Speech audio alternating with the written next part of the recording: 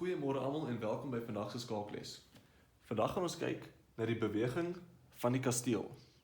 Soos julle kan sien, staan die kasteel in die hoek van die skaakbord, langs aan die perdjie en agter die pion. Ons gaan nou gou die res van die stukke verwyder om die verduideliking van die kasteel se beweging makliker te maak. So ons gaan die kasteel plaas op C2 en ons gaan hierdie kasteel plaas sommer op G4 en dan gaan ons 'n paar opponent stukke op die bord ook plaas en dan gaan ons kyk na die beweging van die kasteel. So, die kasteel beweeg horisontaal en vertikaal. Die kasteel beweeg nie skuins nie. So jy kan sien dit maak 'n X, met ander woorde, kasteel beweeg nie skuins nie. Kom ons kyk na die kasteel wat staan op C2.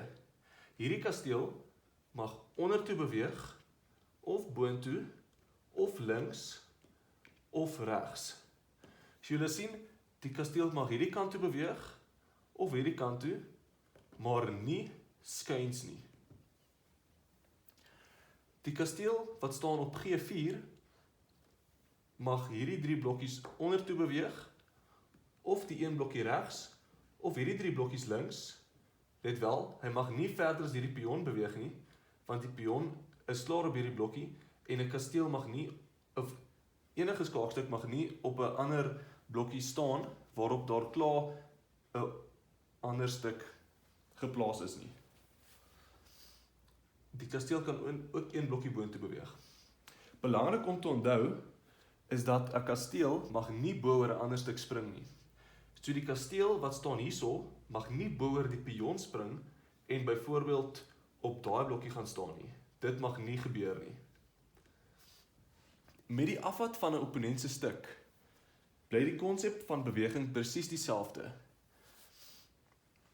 Die kasteel mag vertikaal 'n stuk afvat of horisontaal 'n stuk afvat.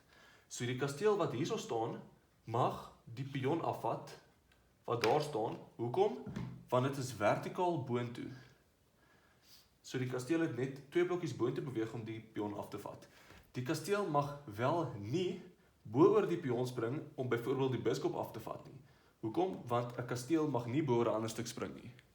Dieselfde geld vir hierdie kasteel. Hierdie kasteel kan vertikaal boontoe beweeg om daai pion af te vat, of die kasteel kan horisontaal beweeg om daai pion af te vat.